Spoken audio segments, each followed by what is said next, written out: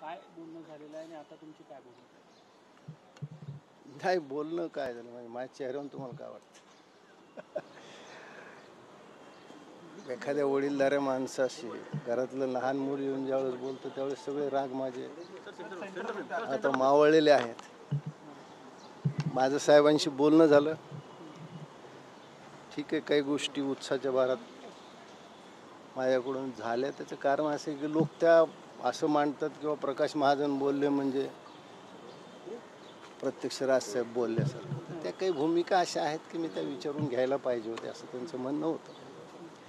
मला या सगळ्यात गोष्टीचा एक आनंद या सगळ्या प्रकरणातून असं होतो की आम्हाला एक व्यासपीठ मिळालं पक्षांतर्गत. कधी कधी काय होतं की आपल्या भावना आपले विचार व्यक्त करायला पक्षांतर्गत कुणी अशी बाजू नसते.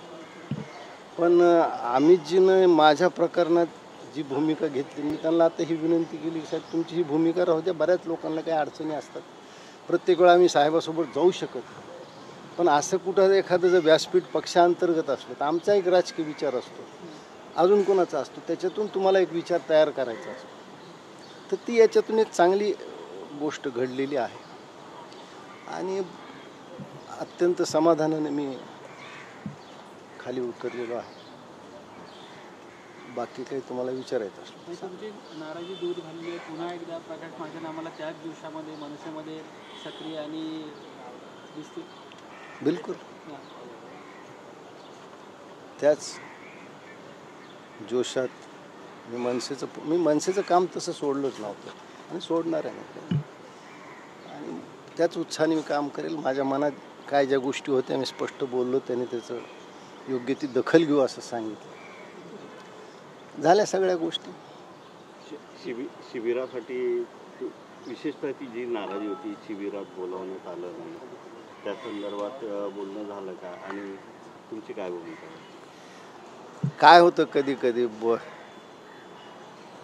शिबिराची एक प्रसिद्धी वेगळ्याच अर्थानं झाली, शिबिर वेगळ्याच अर्थाचं होतं आणि मग महाराष्ट्रात मीच नाही असंख्य लोकांना असं वाटलं की आम्हाला का त्याच्यातून वगळण्यात आलं. फक्त ते मी बोलून दाखवलं एवढाच त्याच्यातला भाग आहे. पण आता मला असं वाटतं की मी त्या दिवशीच सांगितलं की ज्या दिवशी रात्री अमितजीचा फोन आला त्या दिवशी मला असं वाटलं की कुणीतरी आपला आवाज ऐकून घेणारे या पक्षात आहे. त्याच्यामुळं माझ्या सगळ्या काही जे काही राग होता तो लोभात रूपांतरित झालेला आहे. तसं मी म्हणलं नाही की अमित ठाकरे, मी त्यांचं खूप वयानं मोठा आहे, ते माझे जरी नेता असले तर पण त्यांनी ज्या पद्धतीनं माझ्याशी वागले तर माझा सगळा राग निवळून गेलेला आहे.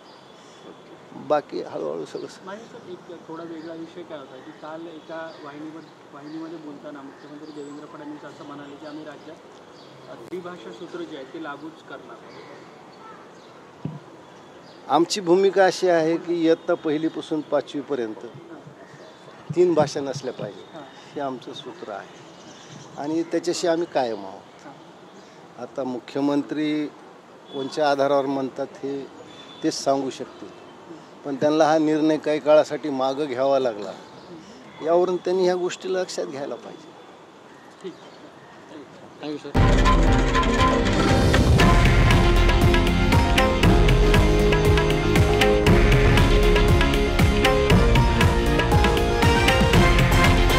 हे आहे देशातील नंबर 1 न्यूज नेटवर्क आणि आपण पाहत आहात TV9 मराठी, एकमेव.